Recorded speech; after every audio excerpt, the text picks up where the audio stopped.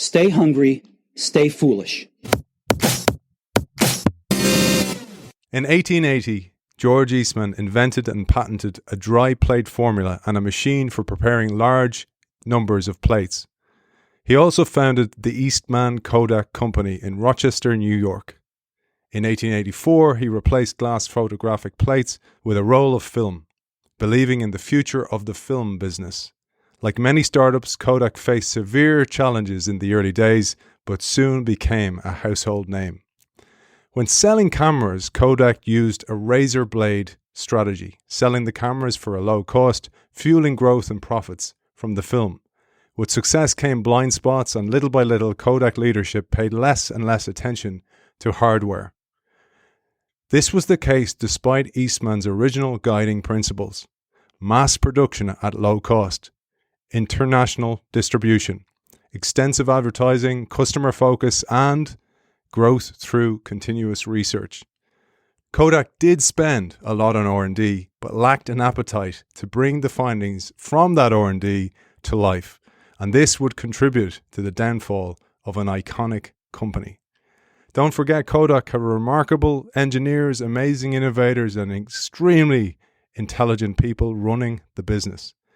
It is hard to imagine today a world without the smartphone, Instagram, a world where only one company dominated an industry, a world where it was a chore to capture a moment. This was the world in 1975 when a young 24-year-old engineer invented digital photography and built the world's first digital camera.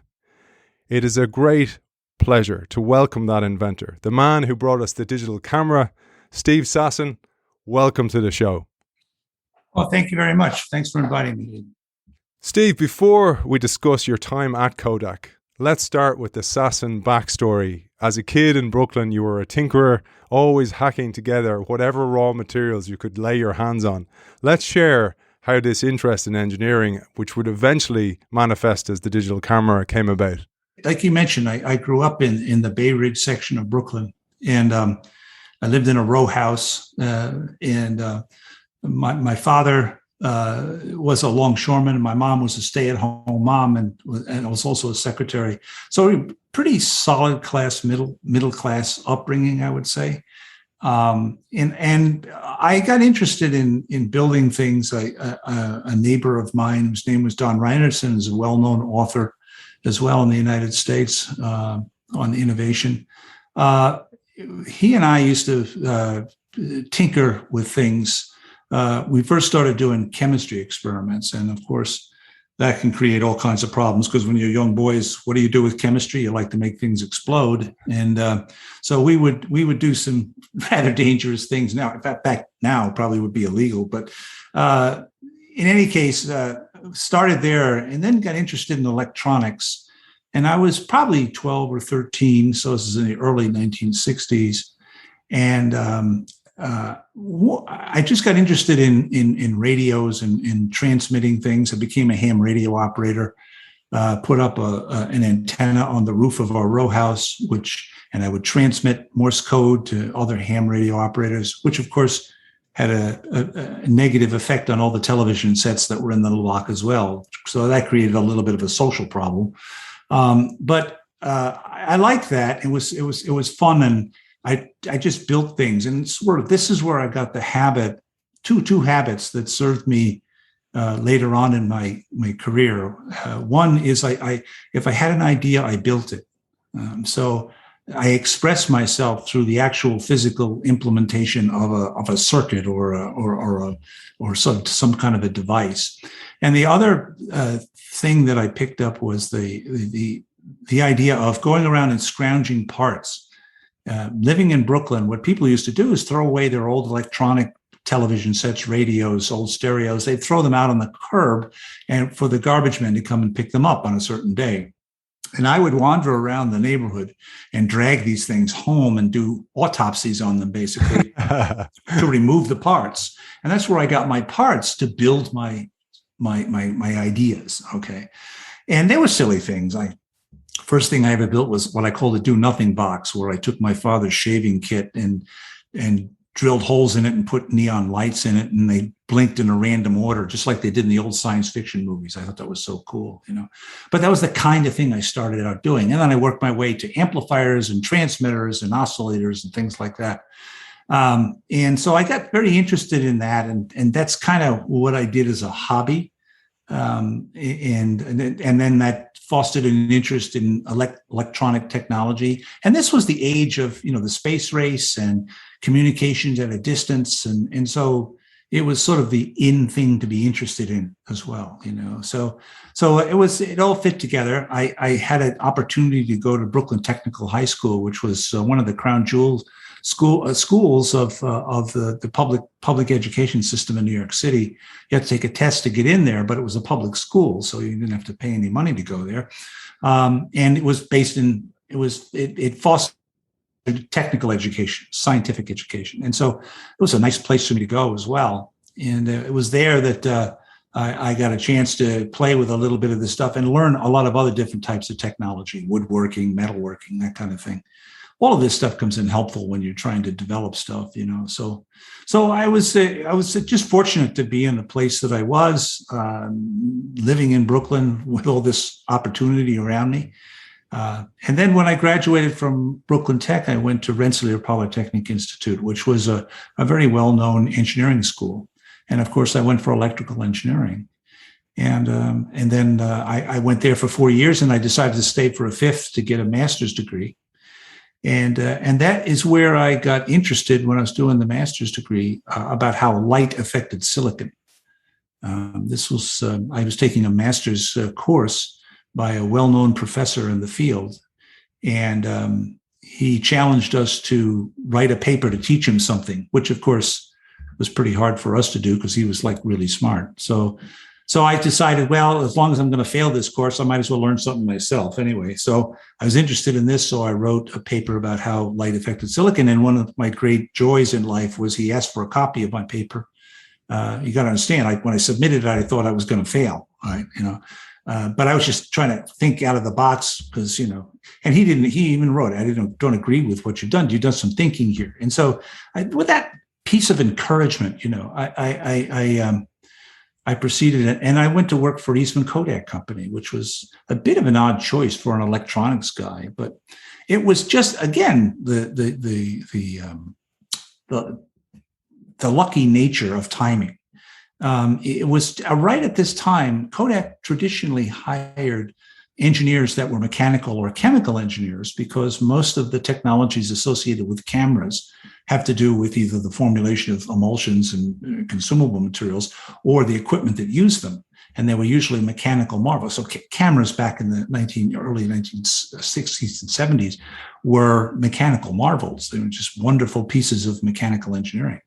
But more of the unit manufacturing course was going into the cost of electronics. So there was more electronics in film advance and exposure control, flash control, things like that. So they decided they needed more electrical engineers. And so they were looking for them, and I went there and I found them. And I found this wonderful little research laboratory that they offered me an opportunity to work in. And it was a wonderful place because it was all different disciplines of technology.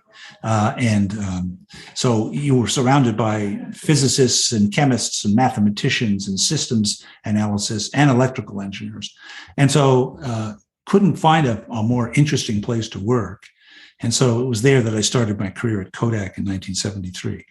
Beautiful, Steve. And I wanted to come back to a couple of things because one of the things that is so important and is kind of overlooked now, like you think about minimalist living, right? So, for example, my wife's a minimalist. We have nothing that doesn't belong anymore. And when she goes, so sometimes she buys things just to throw them out so she can feel minimalist, right? And some of the electronics, right? So when there's an electronics thing that breaks down, and we live in this throwaway society, unfortunately, I always keep them and give them to my kids because I didn't go on the path you went, but that was a joy for me as a kid, getting out the screwdriver, taking things about how does it work and all that kind of stuff. I wanted to touch on that, right? That if we talk about that in a second, and then the encouragement from that college professor, because the humility of him to say, teach me something. and then to actually reward you for thinking, because that's what education is about. Teaching people how to think and rewarding you for that must have encouraged you to keep on that path in the future. I think they're two really important nuggets, and I'd love you to talk about both of those. Well, let's talk about the tinkerer part first, and that was definitely true with me. I love taking things apart. I love seeing what I could do with things. I'll share an example. I don't think I've told this before, but my mom used to have her girlfriends come over, and they would come and they would play cards and stuff. There was the girls' night, And what I used to do is I used to run wires to the stereo speaker, because a permanent magnet speaker can be used as a microphone as well.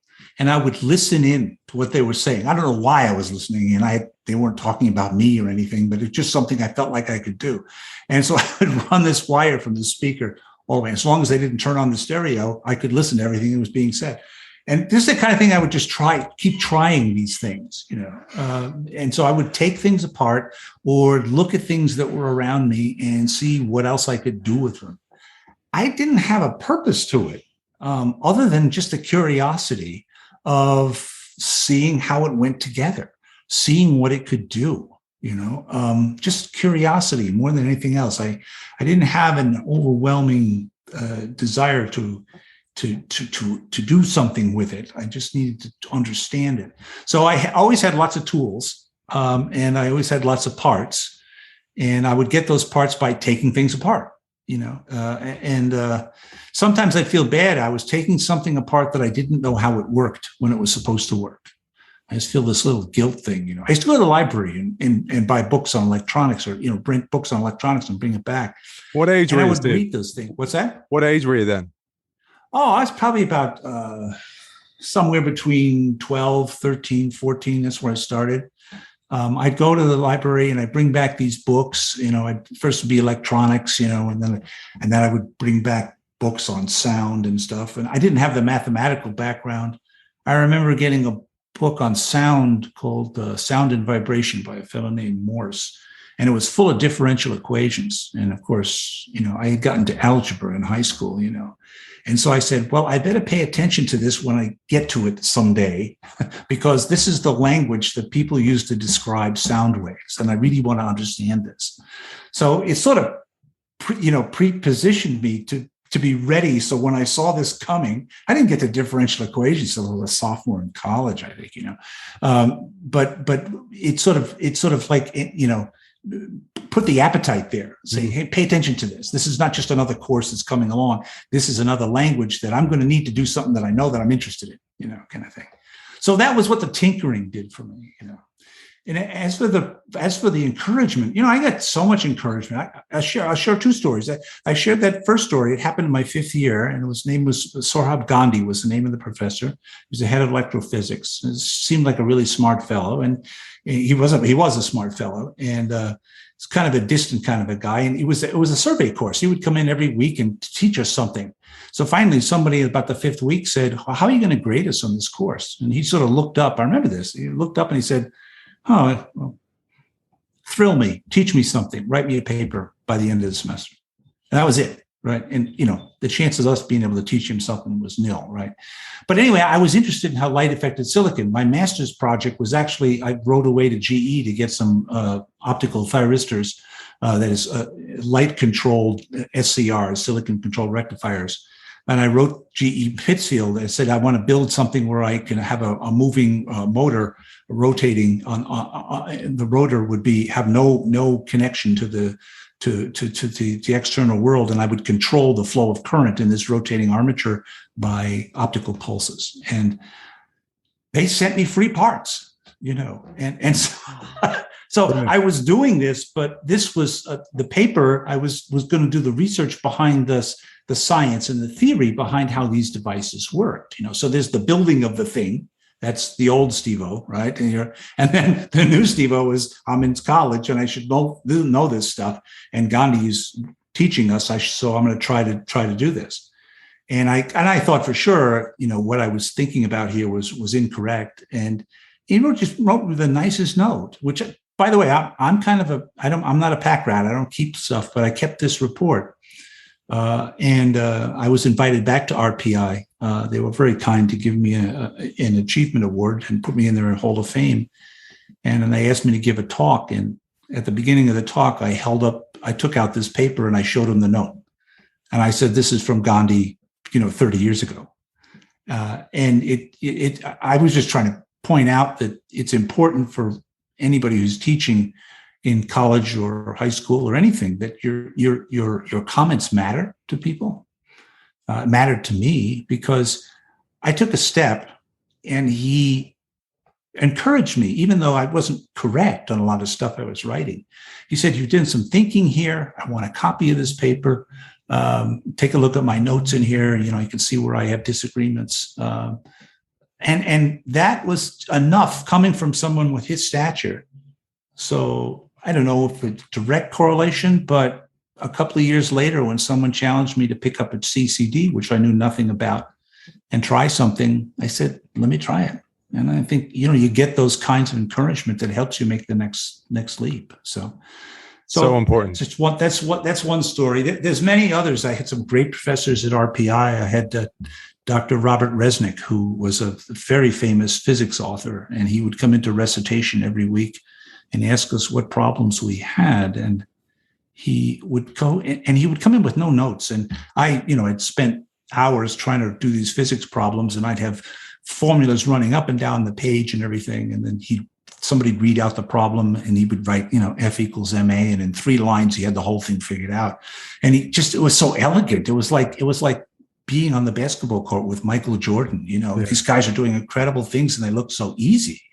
I would literally go back to my dorm room and redo the very same problems, just like to pretend I was like him, because it was just so elegant, So these kinds of people were just head and shoulders above most of the people I've had an opportunity to take courses from. And they inspired me, and they taught me how to think, how to simplify, how to keep asking the right questions, because that's the key to success. And so, I was very fortunate to be exposed to these kinds of people. So let's bring it back then to the storyline. So you're 1973, you joined Kodak, you're 22. I was 23. 23. So you're 23-year-old joining Kodak, this great company. Like you said, you had other prospects, probably could have been better off, in your mind, or where others would have gone would have been HP or something like that, but you didn't. You go to Kodak, and as luck would have it. But I wanted to give a feel for the organization at the time, how successful this business was, how it had forged a path. Because I mentioned in the intro, there was a clear emphasis on the cash cow, which was film. It was on consumables. That's where you made your money. That's where you made your profits from. And Kodak was the imaging company in the entire world. You had no competition. If anybody reared their ugly head, they were blown out of the water. They didn't even try for a long, long period of time. But that's the Kodak into which you joined. I'd love to get a feel of the vibe, of the word on the street, how it felt to be in such an iconic company. It was terrific. I mean, to get a job at Kodak, a lot of people considered in certainly locally in Rochester, if you got a job at Kodak, you had a job for life kind of a thing. Now, I wasn't from Rochester, so I came from outside, but still, it was just a stimulating environment. The research lab I was working in was an applied research lab, interdisciplinary, all these different groups interacting. Really smart people. You just couldn't ask for a better place for a young engineer to try stuff, And they had, a lot of people don't realize that Kodak added a lot. Even in the 60s, they did a lot of government work, all these spy satellites, for example.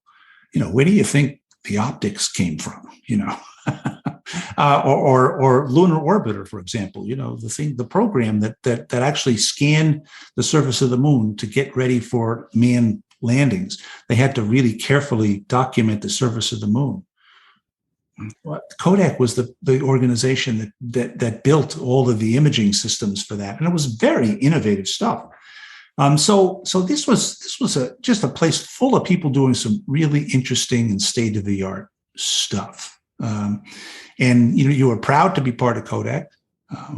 It's a great company legacy, And by the time I got there, the company had been in existence for almost 100 years. Yeah. So it had a long legacy and then a well-established public persona. Everybody liked Kodak. I remember people always said, everybody I met always had some Kodak stock. Or they gave Kodak stock to their grandkids, kind of thing. So it was a very warm, feel-good kind of a company, and it was a pleasure to be there. I wanted to jump around a little bit, so because you were there for such a large period of time, so you went through all the way to bankruptcy in 2012. Spoiler alert for those who don't know, but I wanted to just take us a little bit forward because I mentioned about how successful the business was then. Nobody competed. And then when Fujifilm, who is a magnificent case study in reinvention, when they entered the American market, management initially ignored the slight erosion in market share. They did not believe that the American public would buy another brand, and they were sorely mistaken because more and more brands, Agfa, etc., started to pop up into the marketplace. Were you aware of that from where you stood inside the company? How did it feel when that happened? I'd love to hear your thoughts. I would tell you that in most of my career, and anytime you talk to anybody who's a part of such a big infrastructure, Kodak always has the perspective that they experienced, and it may not represent the whole view of it. But from my point of view, first of all, I was mainly interested in this field of digital imaging, which people didn't really care too much about. However, what you certainly heard about the Fuji story when they won the contract for the Olympics. That was something that struck everybody as odd. Now, when you're referring to, when they first entered the United States, this was the beginning of globalism as such, and so the whole idea of a global competitor coming to the United States, for example, and setting up factories, was relatively new. I would say Kodak had an air of confidence, if not arrogance, to some extent, with respect to their position with respect to film, and certainly in the United States, because, quite frankly, they have been the established leader in photography for almost 100 years. People look to Kodak. If something was new in the photographic field, they'd say, what is Kodak going to do, right? Or what do they say about it, kind of thing. So the fact that Fuji or Agfa was competing with them, certainly in the early 70s, it was probably something that they didn't worry too much about. And I didn't hear much about it in my work. Only when they won the contract, I can't remember what year it was one of the Olympics when they won the contract for that. That was something that rippled through and sort of woke everybody up with respect to Fuji's importance and aggressiveness with respect to the field we were in. Before we come to your invention and how that came about, I wanted to remind our audience of those disposable cameras, and most of them will remember them as Fujifilm disposable cameras, the ones that you brought on those stag nights, you brought on the hen party, the nights out, and oftentimes you lost the camera. Oftentimes when you got them actually developed, they were all blurry and they were terrible photos anyway. But Kodak actually claimed the patent to that, so that they actually developed a Kodak but didn't patent it. And that would make sense because that would affect the whole idea of consumables. It would affect the razor and blade model. I'd love to hear the facts behind that because that's what I've heard, but I don't know if that's actually true.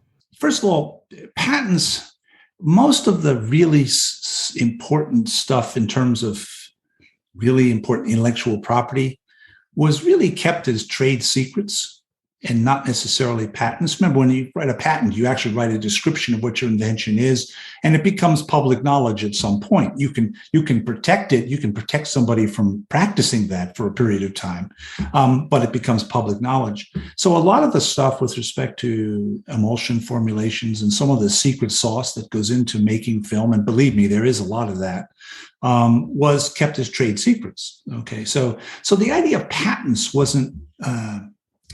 Although we certainly had a very aggressive patenting, we never really did much with them, as far as I could tell.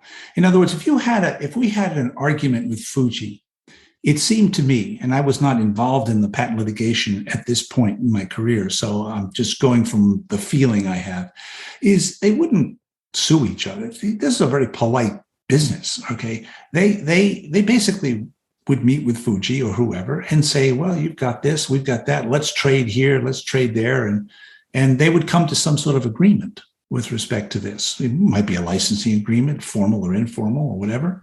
But they didn't go to court. They didn't bring in a bunch of lawyers and things like that. The only time I heard about that in the 70s, was obviously the Polaroid case. And that was a very expensive patent litigation that had ripple effects throughout the rest of my time in Kodak. But typically, with respect to Fuji, Agfa, I'm not sure who else, but they would settle these things. And so when it comes to the disposable camera that you talk about,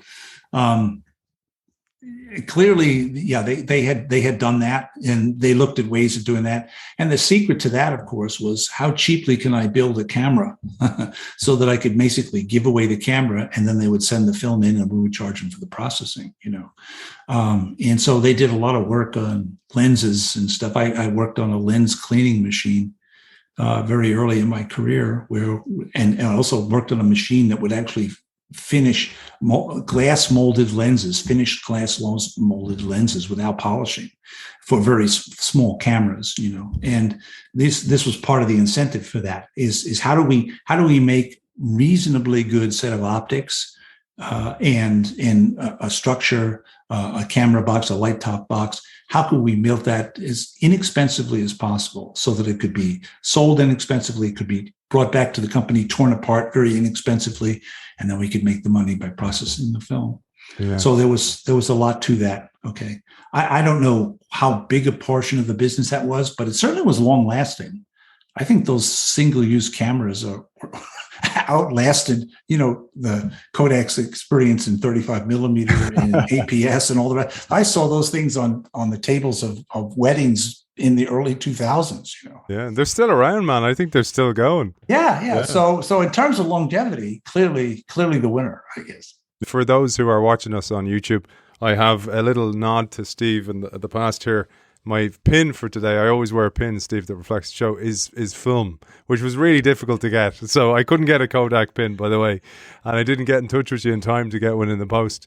But I want to jump forward a little bit, and then I'm going to come back to the invention, because I think this next little passage puts your invention in context. So I'm jumping forward to 1983.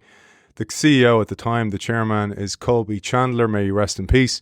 He created a division to explore new technologies such as digital imaging then. Kodak hired John White, who had been in the software business, to push Kodak forward. And I've read that White said Kodak wanted to get into the digital business, but they wanted to do it in their own way from Rochester and largely with their own people. That meant it wasn't going to work. The difference between their traditional business and digital is so great.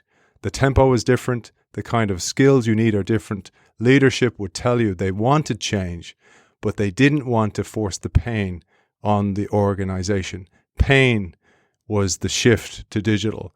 I thought that was a core point that I wanted to pull out, because that really contextualizes your invention 10 years previously.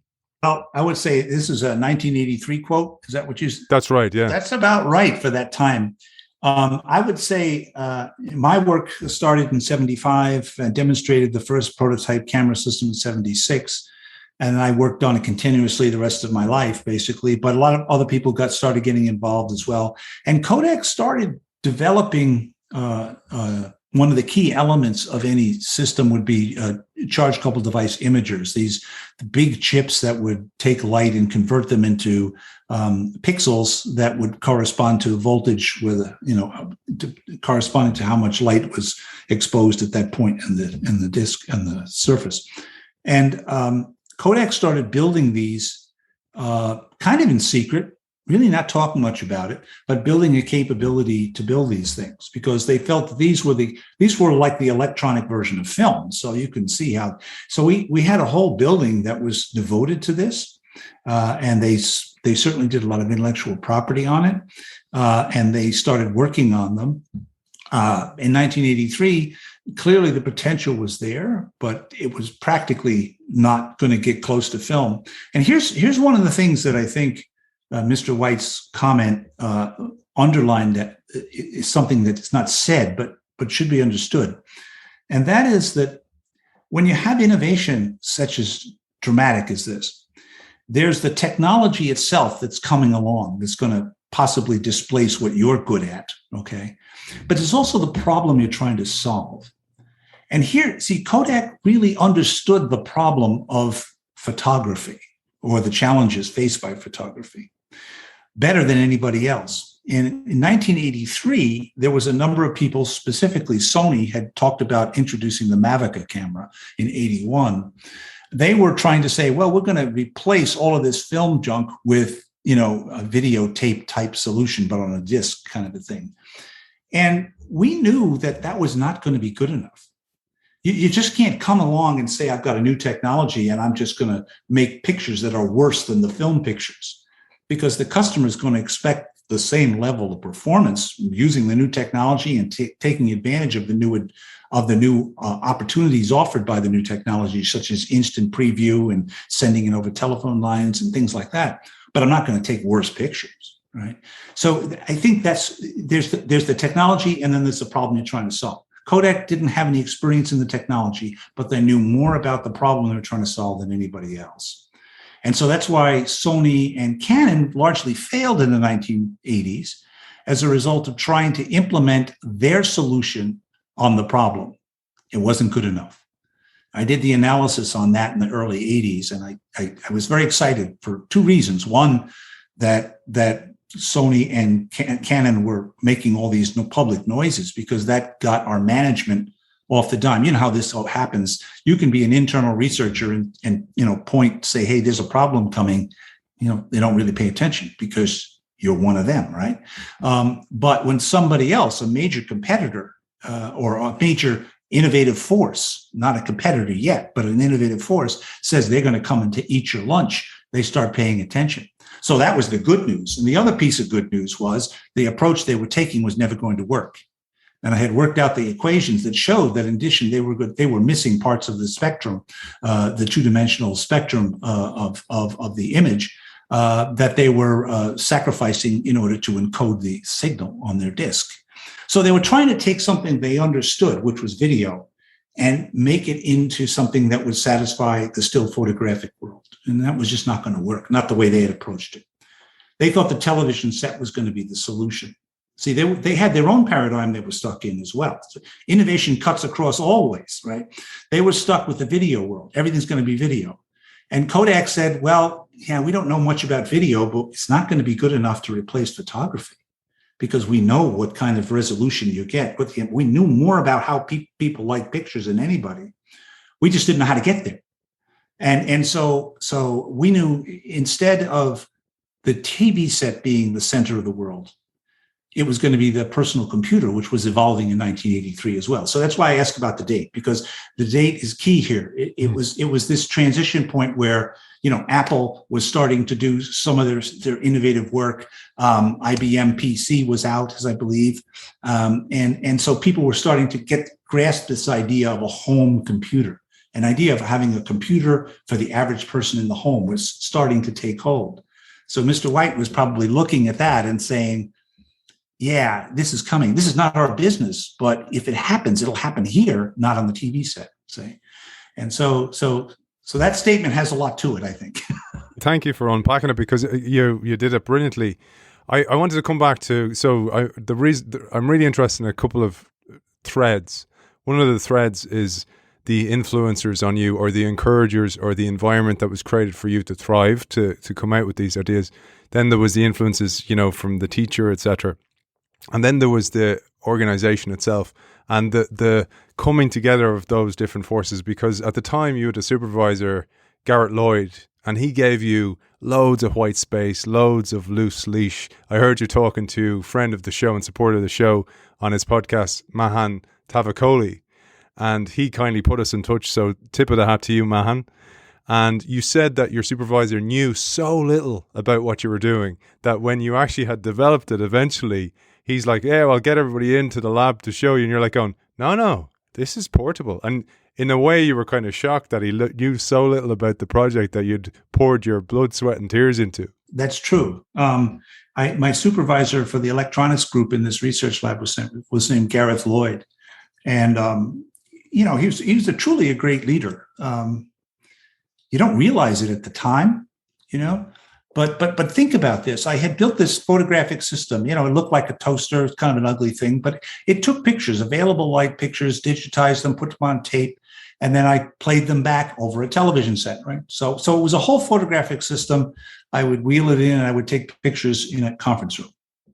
Now think about this. If you're in a organization like Kodak and you have this crazy, 25-year-old kid that nobody knows who the hell he is, demonstrating a system that would completely undermine the entire financial model of which this company was based. And he let me present it.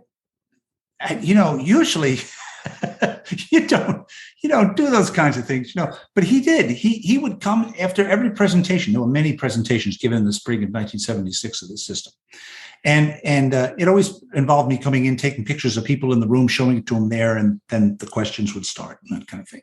And then he would, after each meeting, he would come and give me some pointers on how to make a better presentation or how to answer this question or, who the next group of people is going to be.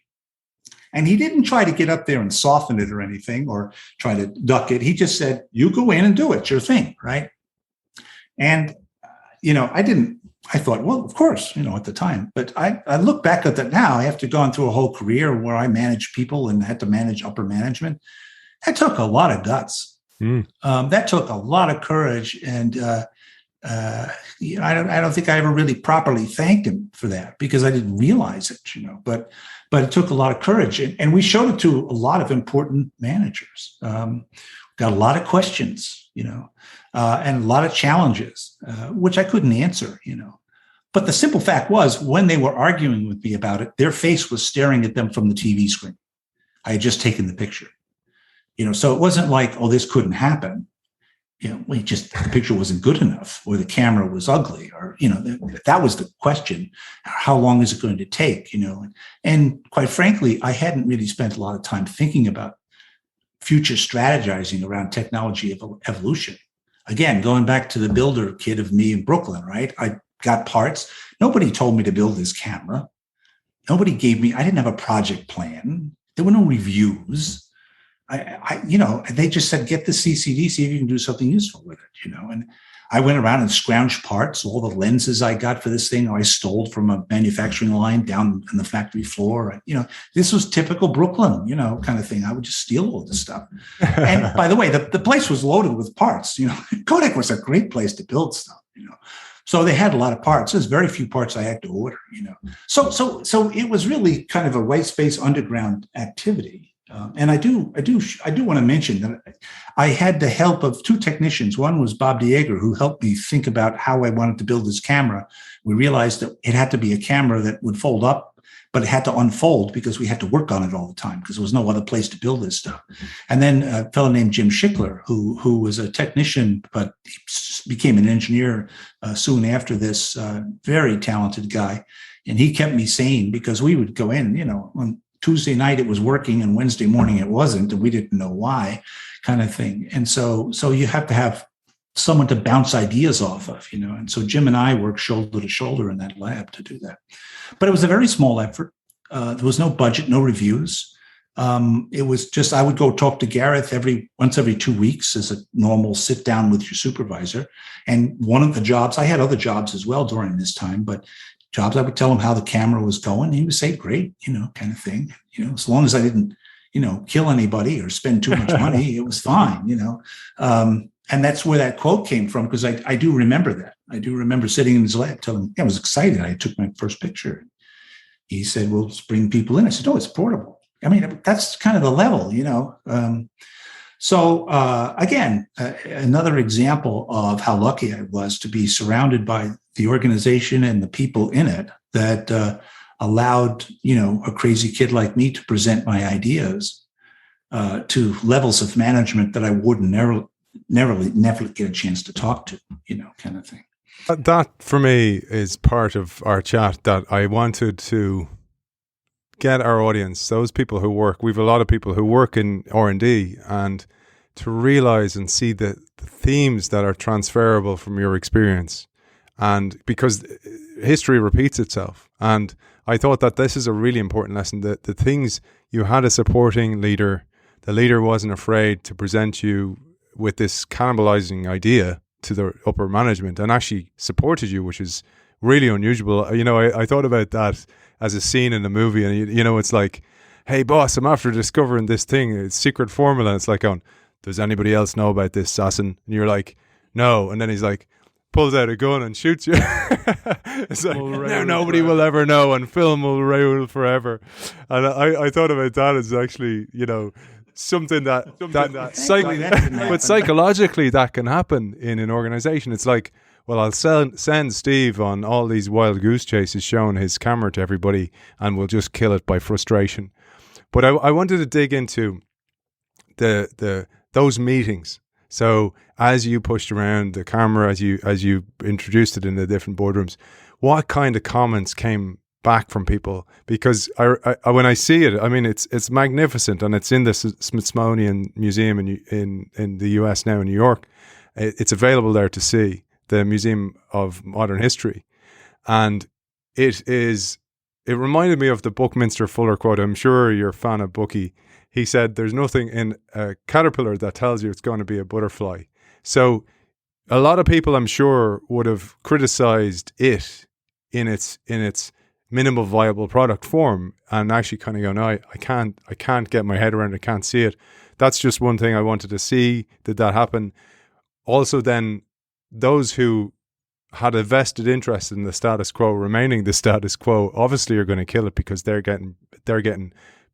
benefiting from the present remaining as it is. Stocks coming in, film is leads the way. They don't want this thing to get there. So I'd love a few, if you can remember a few of those instances, a few of those memories of people and their comments back to you, because we've all been there in roles of head of innovation or change roles when the critics start to come out. Sure. Yeah, I remember those meetings quite clearly. I wish I had kept notes on them, but you understand, not many people were interested in this at the time. But what I used to do is, if you've seen pictures of this thing, it was about the size of a toaster. I would fold this thing up, and I would walk into a conference room, which was just down the hallway from it. Picture a conference room about 12 feet wide, 20 feet long table down the middle, and people would be sitting on either side, none of which I knew.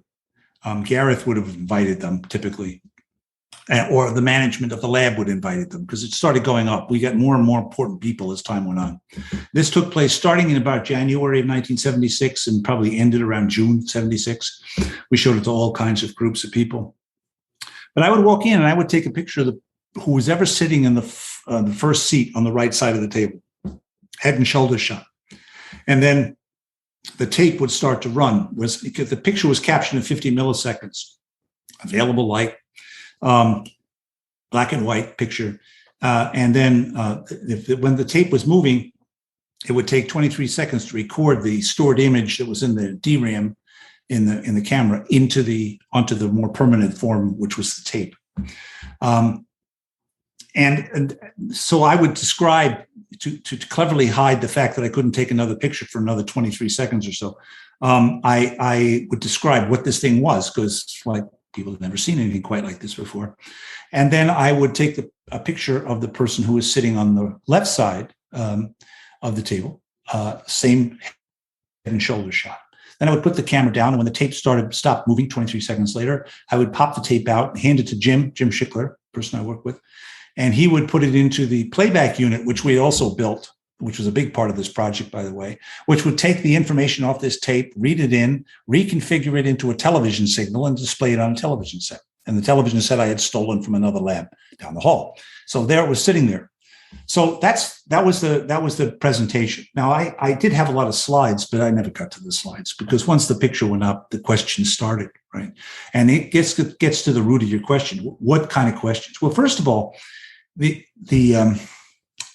questions I was anticipating, being a young technologist, was how did I get all this technology into this box and all work together? Because I was using digital technology, analog technology, magnetic technology, optical technology, optoelectronics, all kinds of stuff that never really been put together before in something like this. So I expected they asked me how I got it to work.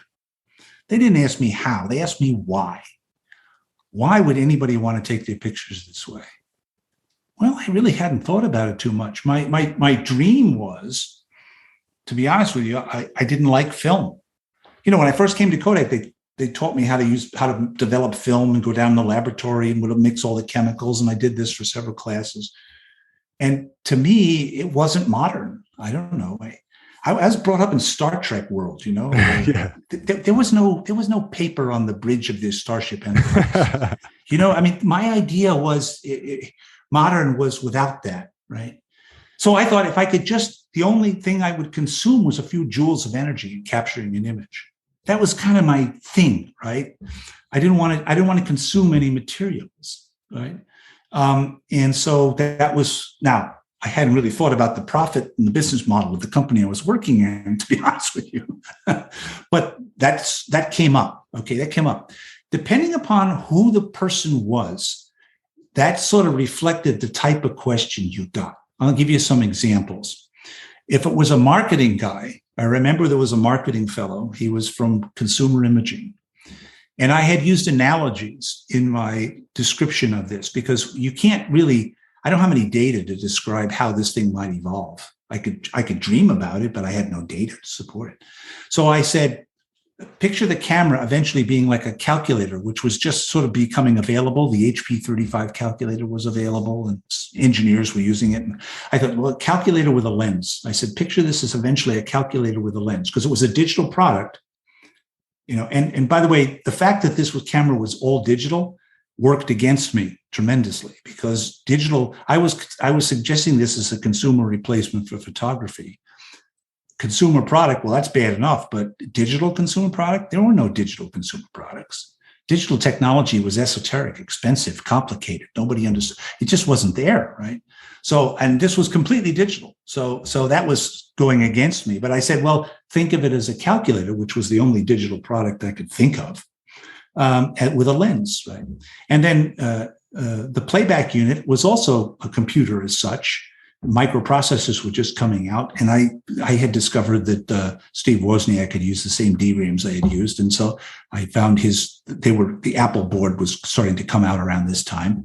So I said, well, we could use an Apple board perhaps like this. Now it's a lie because the architecture would never have worked on what I was trying to do. But the fact is, I was desperate, so I was looking for these analogies of things that were happening right now, and so I used the calculator and the Apple board. And I said, so then this marketing guy, depending on where you are, marketing guy, present day, how do I sell this to people, right? He goes to me, he says, well, how much for the computer? How much for the calculator? About $400. How much for the board from like the guys from California? It was about $700. So I said, so for $1,100, you can take way worse pictures than a fully loaded Instamatic that sells for $35. Why are we talking about this? So that's one perspective. Okay. I remember that direct question. Now, there was another perspective that was given by people who were trying to implement this technology in different applications. And there was one fellow from business imaging who came one time. And he listened to my talk. He showed me, I took pictures. And then he just got up, stood up. I remember him standing up. He took out a check from his pocket and slammed it down on the table. Said, take a picture of that. So I did. Took a picture of a check, available light right on the page, popped up on the screen. He walked over to the screen, and then he just said two things that I remember. One, he said, resolution's not there. We need more resolution. Okay, no argument there, right? I had a 100 by 100 array. But then he looked to the other people in the room, and he said, this thing works better than whole rooms full of equipment I've seen in other parts of this company. Why is that? I mean, he's this kid, 25 years old. Who the hell is this guy, right? So it was a forward-looking thing. Like I'm looking for a solution, and I looked at all the normal places, and all of a sudden, this crazy kid over here has got a solution that's way better than anybody else, and everybody's poo-pooing it. Why is he even here if it's so improbable, right? And then he was also telling me it's not good enough for what my application, but if you increase the resolution, I'd be interested in this. So that was a forward-looking way to look at it, right? So that's just two examples. Depending upon who you were and what your role in life was, I was challenged by what's going to happen to the photo finisher, because kind of didn't need a photo finisher, right? And I remember them asking me that. They said, what happened to our whole photo finishing business, right? And I said, well, they could sell batteries. That answer did not go over well at all, right? But I didn't know what else to say because I was thinking I wasn't selling consumables anymore, So it all depended upon where you were coming from, which generated the type of question that I got. Man, that is one. I'm so grateful for you telling those stories, because that is one of the biggest challenges with an innovator or a change maker, is that everybody sees it from their own perspective. Everybody sees the threat or the opportunity differently. Most see it as a threat. But I thought about the different characters, because those of us who've worked in change, we all know that different character that you just mentioned. We're kind of thinking and going, oh yeah, that was Jenny and that was Mark. And, you start to think of these people. Was there anybody, this character who watches, stays quiet, sits there, ponders, rubs their chin perhaps, and then lets the room clear and then go, Steve, hi, I'm Aidan, and then start to go, I'm really interested in this. How can I get involved?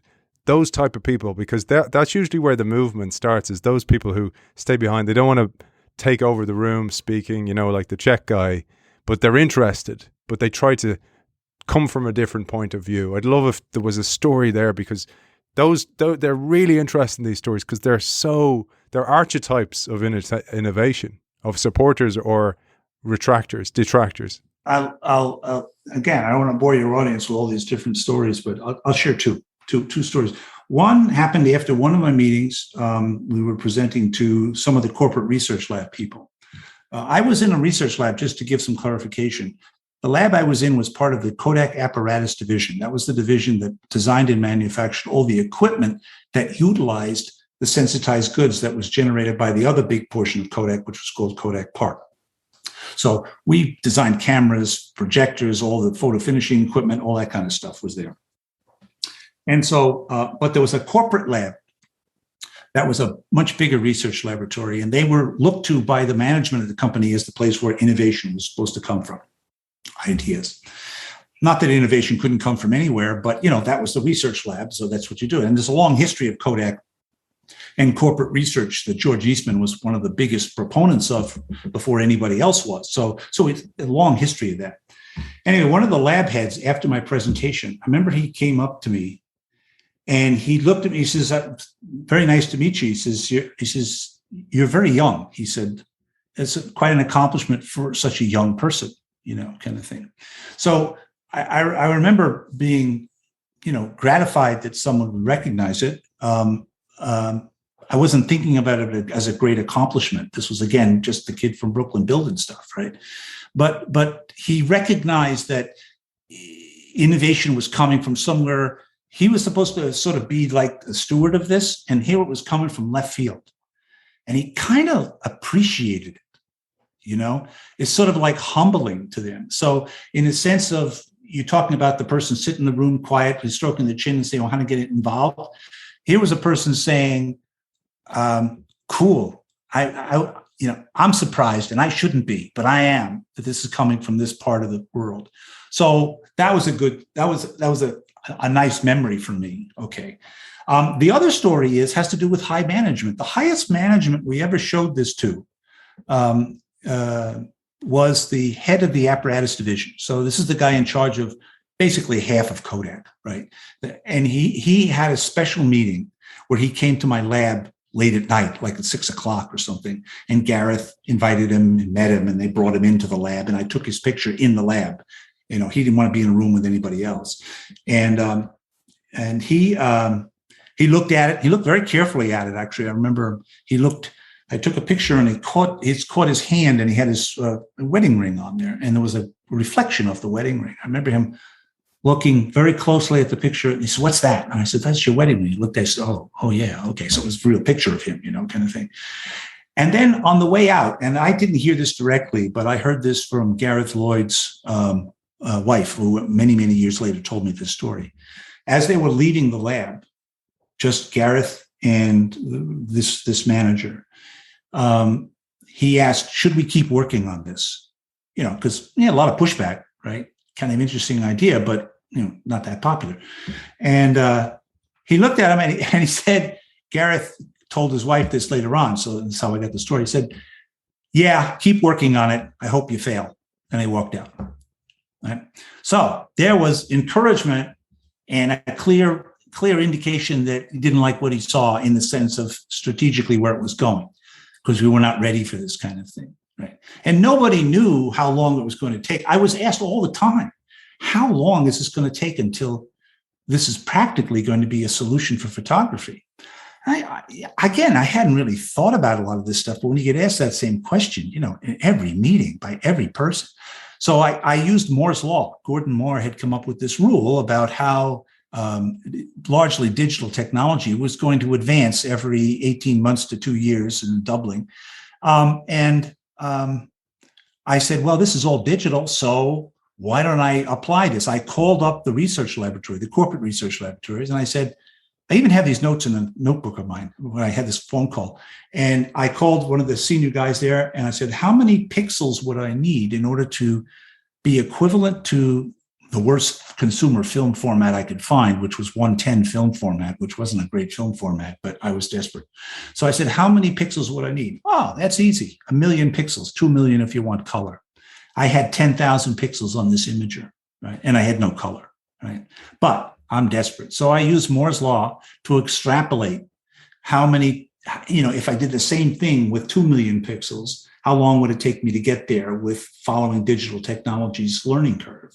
And I came up with between 15 and 20 years. The number I came up with was a little bit less than that, but I said 15 to 20 years, not knowing if CCD technology at all would follow Moore's Law because it's a little different. Moore had assumed certain things in terms of line widths and digital technology, and CCD was a transducer, so it had to take light and convert it. So, but I needed an answer, so I used that as a benchmark, and I said 15 to 20 years. Now, when you tell an audience 15 to 20 years, again, depending upon who they are, how old they are, and what they're doing, they have different reactions, right? And so if you're a senior manager, in 15, 20 years, you're probably not going to be at Kodak. That's one thing. You could be a strategic planner or a young person, and you're thinking, wow, I should really worry about this, right? Because this is within a lifetime, kind of thing. And then you could also challenge the estimate. And it turns out that we launched our first digital consumer camera 18 years later. So it wasn't a bad estimate, but for all the wrong reasons. I mean, I was completely guessing, kind of thing.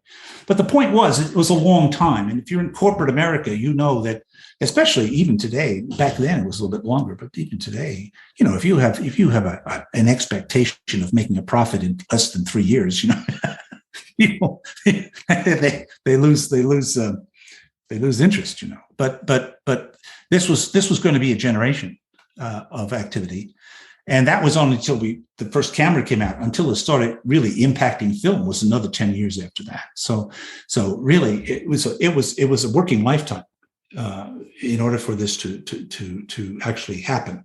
And there was a lot of question whether it would happen or not. I will tell you, I was, ever since 1976, I was of the firm belief it would happen.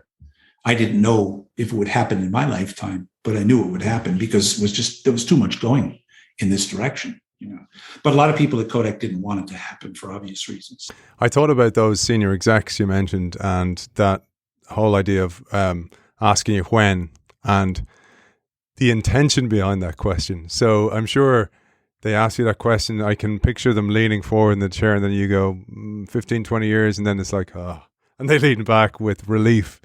Because it reminded me of a line, there's this French expression that's attributed to Madame de Pompadour, who's the lover of Louis XV of France. And she said, après moi la déluge, which means after me the flood, right? And what I use it for actually is in writing is to go, this is what happens in a lot of organizations. 15 to 20 years, I'll be out of there. I'll be gone. Who cares if it happens? And, I often think about this even with the planet, the way we destroying the planet for future generations. And it's going, well, but your kids and your grandkids are going to have to deal with that.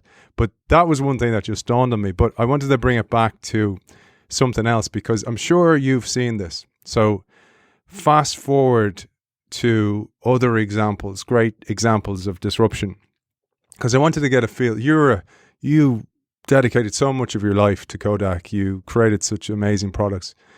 When we read about these things, like, for example, one of the case studies I talk about in my book is Nokia. And what happened in Nokia was a similar thing, Steve. Now, it wasn't so quite far ahead as you, but some of the R&D executives in Nokia presented the idea of a tablet, a touchscreen phone, and an app store as a new revenue line to senior executives in Nokia. And they were told, that's cute, keep quiet about it type of thing. Why are you distracting us? We're making money from the Nokia 3310. That's one. The other then, to go that this is common. This is so common to so many innovators out there to know this resistance to change is so natural, was Henry Ford. So when Henry Ford was presented a new prototype for a new type of Model T, this great innovator who brought us the car, who said that when I asked them what they want, they would have said faster horses. What does he do when he's shown the prototype by that, 1800s version of Steve Sasson? He says nothing, picks up a hammer and smashes it to pieces. So that's the reality of this that trickles back all the way back in time. And I thought that must have got into your mind in some way, that it was disappointing and frustrating. What kind of emotions came up when you're like, if only they listened to me, or if only they engaged, or if only they built this? I think about that sliding door moment, like, what if a leader grabbed it? And before we came on air, you were telling me about the CEO at the time you met previously, and you had a moment. I thought this was a really important point, that from his vantage point, he had massive frustrations with this. He had to deal with a hell of a lot. And this is such a difficulty for so many CEOs and organizations. Yes, you have the marketing team and those innovation guys you talked about and all their vantage points, but the CEO has a very different one. Do they manage the profits today and manage Wall Street, or do they cannibalize the business and try and have a dual approach to innovation? Very difficult for CEOs.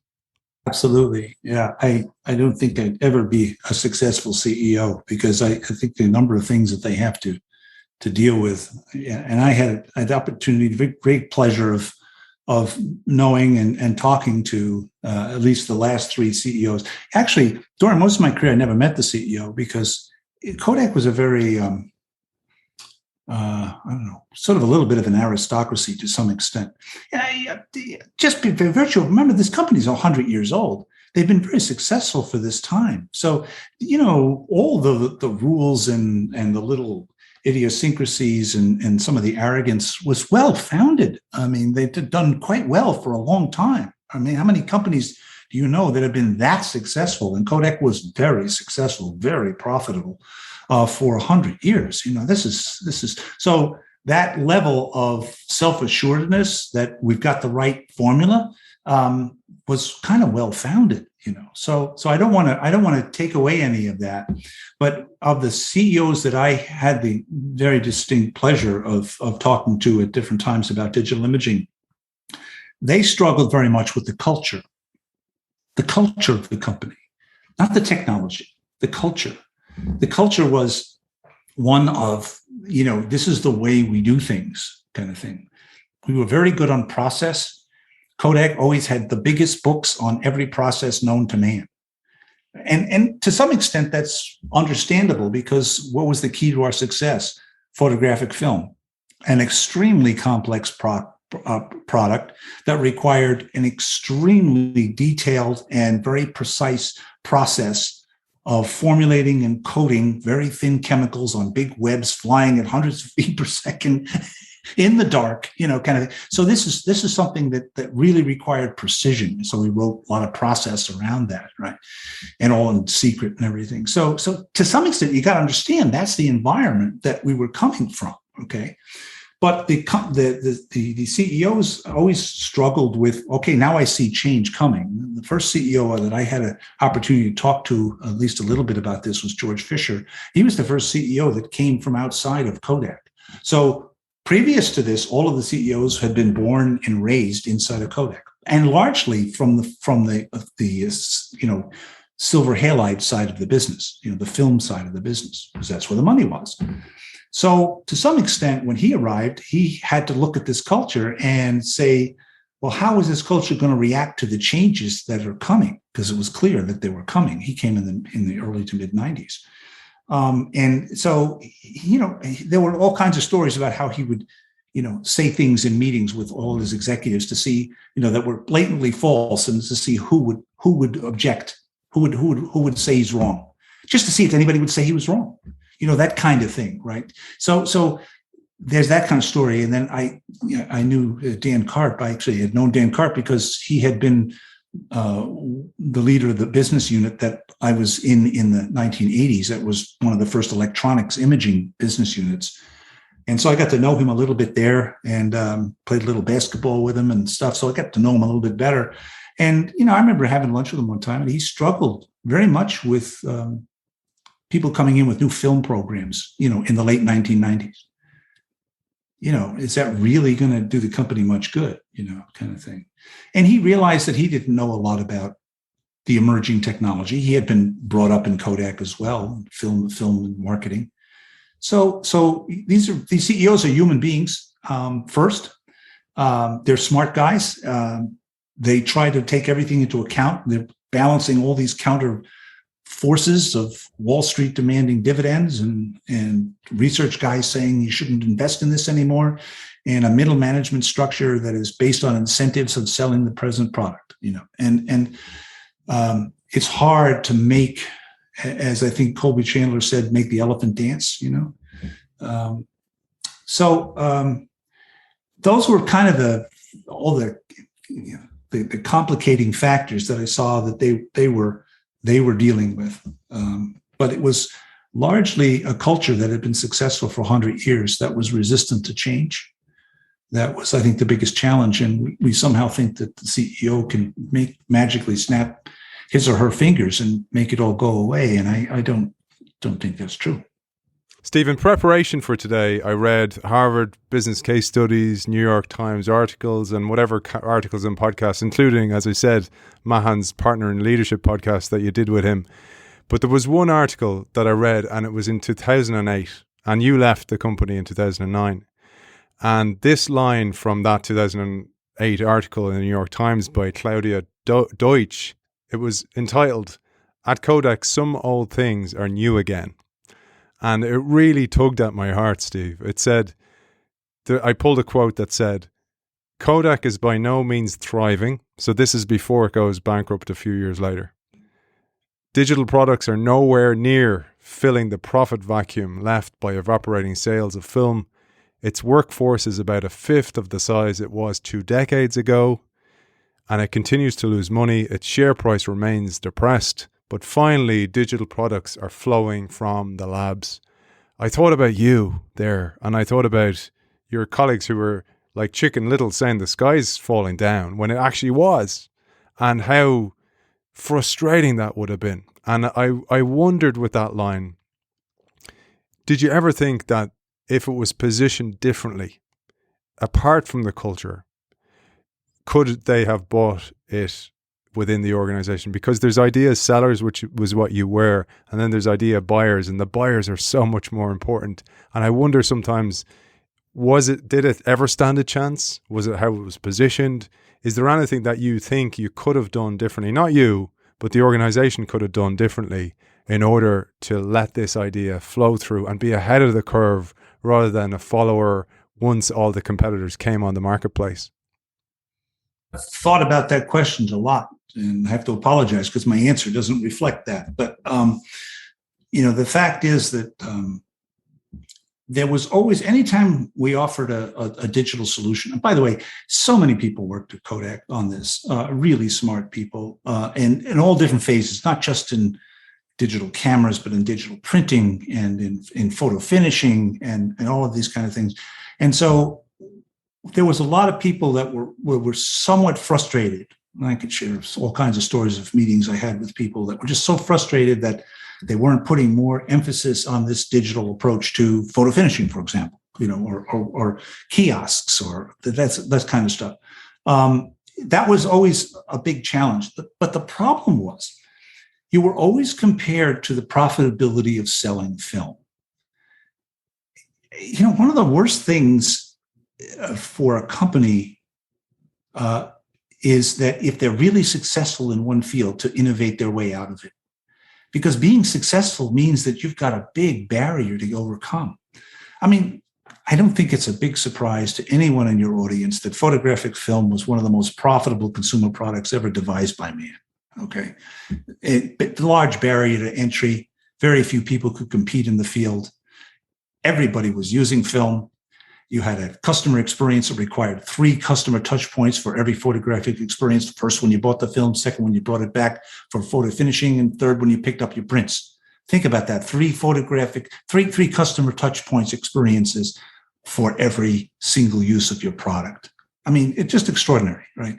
So when you come up with a digital approach to something and it didn't have that, what kind of financial model could you offer the business unit people that could compete with it? Not to mention the fact that film was when you sold a roll of film, that was it. The infrastructure was there. There was no reliability issues. There was no learning curve. And when you sold a digital camera in the 1990s, it was like a chain of pain just to get a print. We used to call it the chain of pain. So there was a learning curve. It was reliability issues. It was, we had special classes, all the expenses with respect to that. The fact that we didn't, even our marketing people didn't know a lot about it, So, and it was a fast moving field too.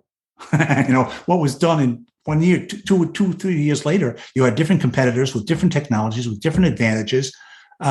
So it was a mind-bogglingly difficult sell to come up with a business model that could even remotely come close to what photographic film would do in the conventional way.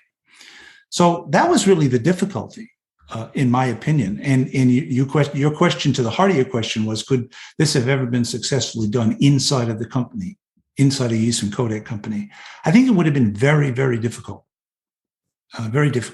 because we were so successful right up until the end. I remember we used to sit around, some of the guys, we'd sit around at lunch and we'd figure out, when is film going to die, right? Because we're all digital guys, and I always thought it would be around the year 2000. I'd say we go to our we have a store in Rochester called Wegmans. So I say, go to Wegmans and there'll be a digital camera selling at the blister pack at the checkout counter. That's when you're gone, right? And I mean, we were just saying it's going to take that in order for them to move, to change. Because remember, the best year of film sales was in 1998, as I remember. You can check that out, but I think it was right around then. So in addition to during the early 90s, when this was really starting to take off, Jim McGarvey and his team had done a marvelous job in developing DSLRs, and we were using Nikon bodies and then Canon bodies, but we were doing it, right? We were selling them to photojournalists and things. Consumer imaging was, Apple Computer came to us, and we developed the Quick Take 100, for the Apple computer, and Apple, it said Apple on it, but we designed it and developed it. We wouldn't tell anybody we did it because we didn't want to be, on the wrong side of that discussion. But we were there, right? But film was doing quite fine, So the technology was marching, but the profitability wasn't there, and so you hung with it until it fell off a cliff, and we were trying to guess when that cliff was. I was guessing around the year 2000, and the cliff really didn't happen until about 5 years after that or so. And then when it did, it was a cliff. I think film fell off sales about 18 to 20% a year, at that point. And so it was a tough sell being in a successful company. And I don't know if internally we could have done that. Now, maybe there would have been a model where you had somebody come in and, either kill all the electronics guys and turn us into a photographic film company forever, or kill all the film guys and turn us into a Silicon Valley company. But it might have taken something like that in order to make this transition. But you always had the business model challenge, and it was a difficult one to overcome because film was so successful.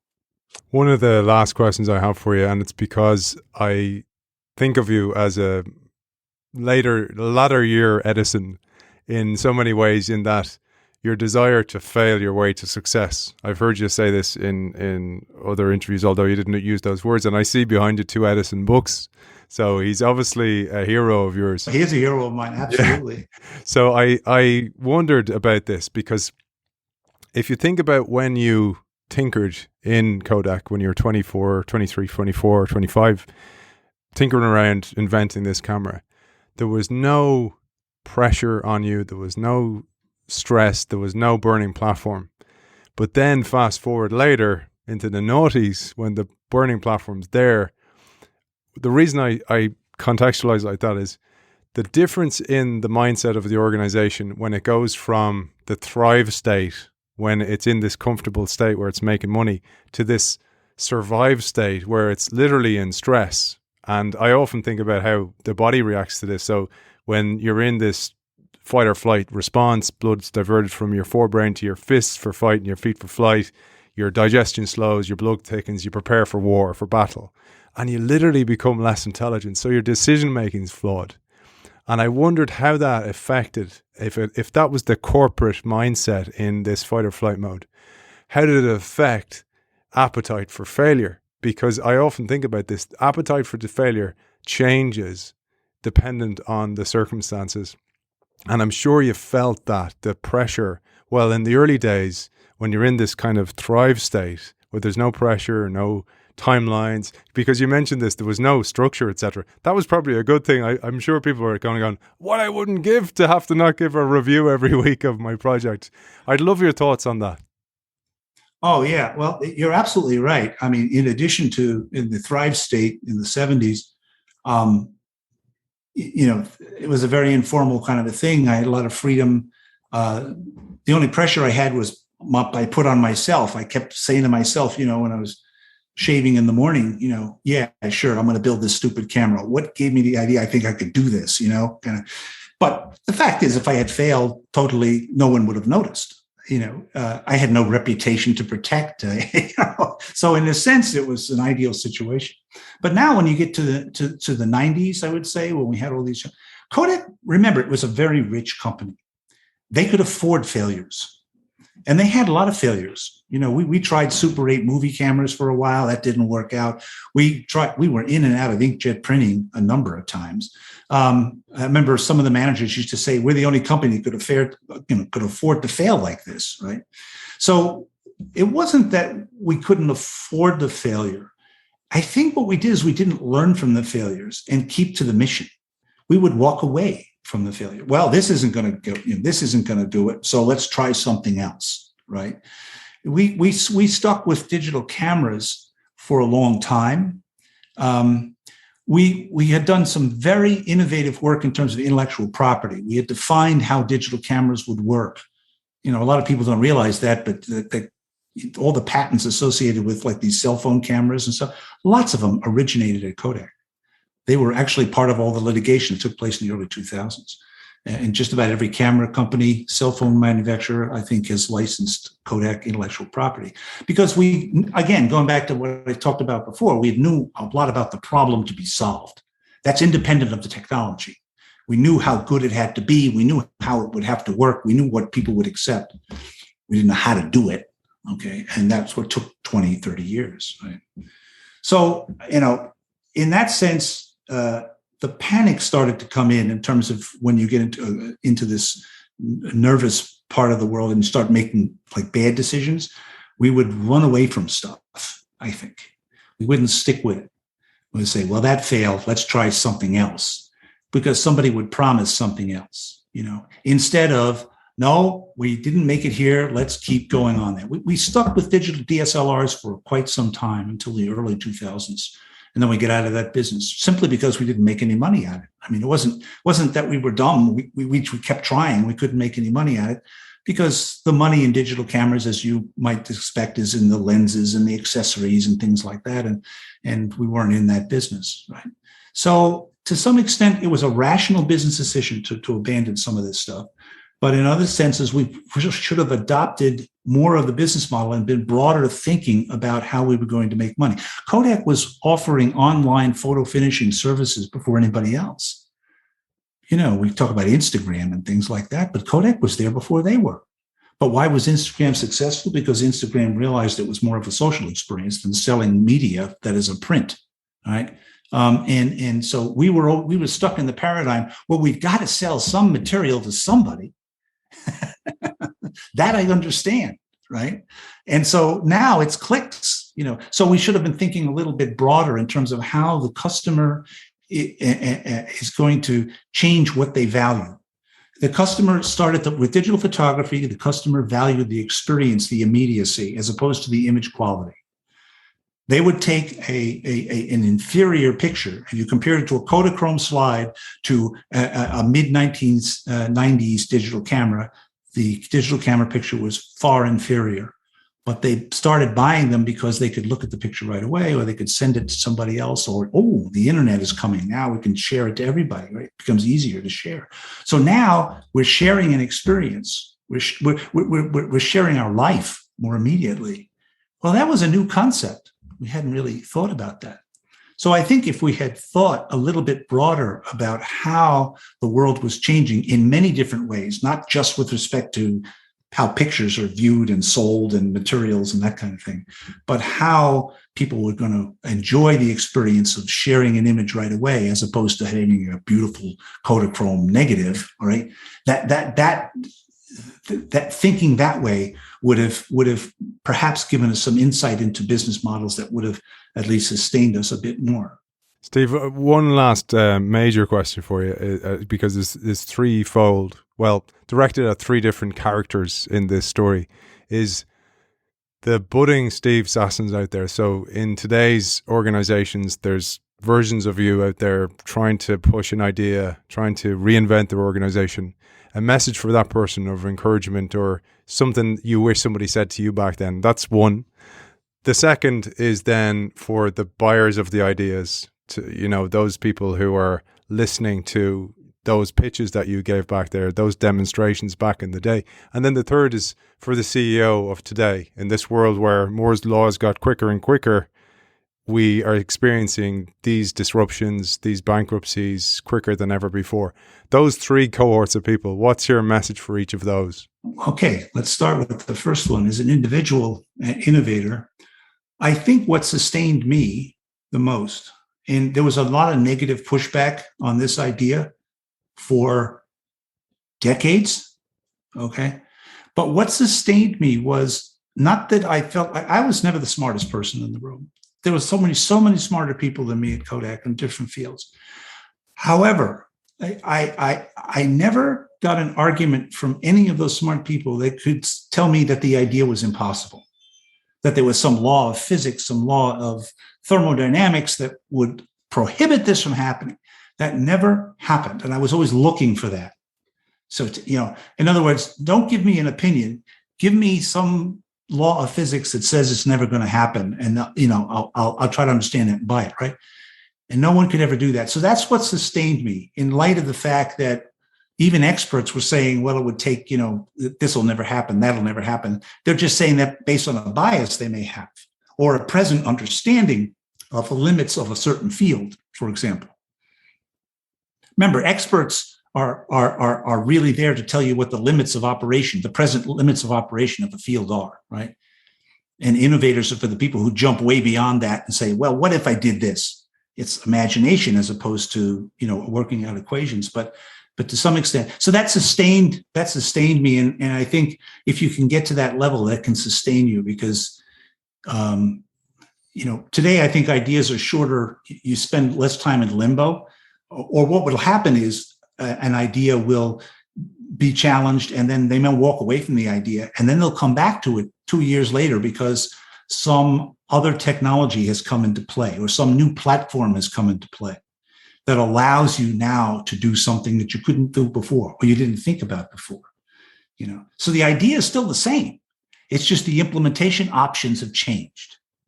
Okay. And so you keep your idea fixed in your mind and be flexible about the implementation operations. So that would be the best answer I could give to the first part of the question. The second part of the question was about the buyers, basically. Yeah, so those, the marketing people, the sales people, those people who witnessed your demonstrations. Yeah, those are really good guys and girls. They are struggling with dealing with the everyday problems of selling product or marketing product, or finding the heartbeat of the customer. Okay. So I don't want to discount what their hesitations are, because they're trying to put themselves in the place of the average consumer. And the average consumer is going to be resistant to change. I mean, their life is not spent around taking pictures. It's something they just want to pick up and go out and do and be successful, and that's it, right? So to some extent, they try to simplify the operation, try to be the advocate for that customer. But remember that your customer is going to change on you.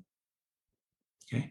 What you think is their behavior is not going to be their behavior forever, and something will change it.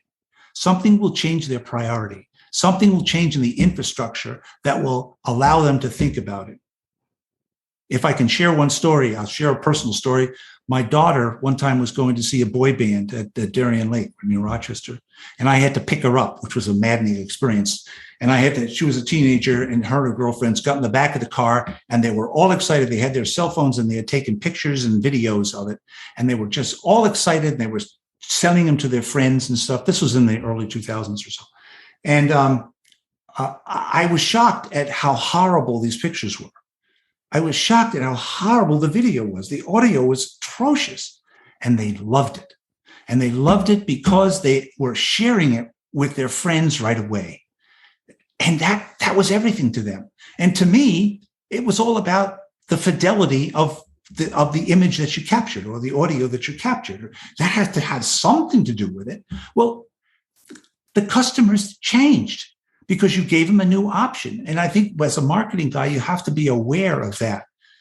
You spend so much time trying to figure out where the customer is, and you don't anticipate where they're going to be. And you have to be a little futuristic about it. You have to take a little bit of a risk about it. Marketing people don't want to be wrong, because if they're wrong, sales go out. But you've got to be thinking about where they're going to go, and it'll come sometimes way faster than you think. So I think that's the guy. When you're sure you've got the pulse of the customer, just say, "What if? What if?" And do some mind games, do some scenario games. Think of impossible stuff, because sooner or later it's going to happen. Okay, and what was the third part of the CEO? Yeah. I have less advice for CEO, because I have just sympathy for those guys. I can't tell you how difficult I think their job is, because they've got this sort of duality of managing the legacy of the company, and the present state of the company, and then where's the company going to be in the future, and how do I make investments today that are probably not going to be viewed very favorably by the present investment financial world. I remember Kodak, in the early 90s and mid 90s, the financial press was very negative to Kodak's investment in digital photography. They weren't positive at all toward it. Now, of course, every time you read an article about, well, why didn't they, right? Yeah. But to some extent, they are dealing with the present, investment return for an investor. And I think the CEO has to balance that dividend today, the dividend on the next quarter, which I know they spend a lot of time up in those lofty floors worried about the dividend for the next quarter, right? As opposed to, where are we going to be in 3 to 5 years? And I think that's kind of their job. But I imagine it's almost impossible to do that because of all of the present day pressures that they have. So I don't know if I have good advice for them, other than leaders have to lead. And that's not necessarily popular. It's not necessarily well regarded. But, all these books behind me are about people who led, and I'm sure they weren't all that popular during their lifetime. Well, thank you for leading, Steve, and it's been such an amazing opportunity to speak to you, and I'm so grateful, and I'm so grateful for your humility, and you picked that up. I noticed that when you even said about the teacher you had, he was humble, teach me something, that obviously made an impact on you, and it's been an absolute pleasure speaking to you. I just wanted to finish on how it finished, because in that same 2008 article I mentioned, the New York Times article, there's a quote from an investor at the time who said, "This was a super tanker that came close to capsizing." And we know that 4 years later, you left in the interim in 2009, a company that was known as the Great Yellow Father in Rochester, where you live now, went bankrupt. And as is so often the case, it was a little too late. And that's why I think your message is so important, carries so much gravitas, having been there, having lived through it, having seen the experience, having been there for such a long time. A lot of innovators aren't there for such a long time. And I think that carries such a huge weight and a huge importance. And final thing, I don't have a great medal to award you with, just because I wanted to let our audience know that in 2009, President Obama awarded you with the National Medal of Technology and Innovation. You've been recognized in so many articles and different societies across the States and across the world. And I don't have anything to offer you except my thanks. And for those of you who are in New York or you're visiting New York, you can see Steve's invention on display in the Smithsonian Museum, and I highly encourage you to go there. Remember this conversation we had. I will always remember. It was absolute joy. Steve, if people want to find you, if people want to reach out, maybe it's another media company, maybe it's somebody looking to talk to you, maybe it's somebody looking for a consultant. I don't know if you do that. Where can they find you? Well, first, can I just add one thing? The actual prototype was at the Smithsonian down in Washington, D.C. Until a few years ago, but then they've moved it back. Museums are funny that way. And Kodak has a museum in Rochester, up at Kodak Park, and the prototype is presently there. So I just wanted to add that. Okay, we don't send people to the wrong place. Yeah, there's a big difference between Washington, D.C. and Rochester, New York. It's like, leave that one go kind of thing. I do. I live in Rochester, and I did do some patent consulting for a few years, because the last few years of my career, I was involved in patent litigation and managing some patent litigation projects for Kodak, and which was an interesting experience, by the way. It's not something I would really want to do for the rest of my life, but it was an interesting experience because I got a chance to work with some excellent licensing attorneys and patent attorneys, and you get a real appreciation for what they do. So I did some of that. So I did just some consulting. My email, I can give out my email, I guess. I don't know. Maybe not, Steve. I wouldn't bother. You might get spammed. Yeah, I probably would. Are you on LinkedIn or anything like that? Yes, I am on LinkedIn. Yeah. Yes, I am on LinkedIn. You can look me up there. Like I said, I do some consulting. I do some public speaking. A lot of business people. I talk to them, business schools sometimes because of the experience. Much like you're trying to get to the bottom here about, how do you successfully navigate the innovation challenges that we're facing today, which is way more challenging today than it was back when I was involved with this kind of work, because things move so much quicker now. I'm envious of the people today because they've got such great tools, but I'm not envious of the speed with which you have to work. Yeah. Steve Sasson, the inventor of the digital camera, it's been an absolute honor speaking to you. Thank you so much from The Innovation Show. Thank you very much for having me.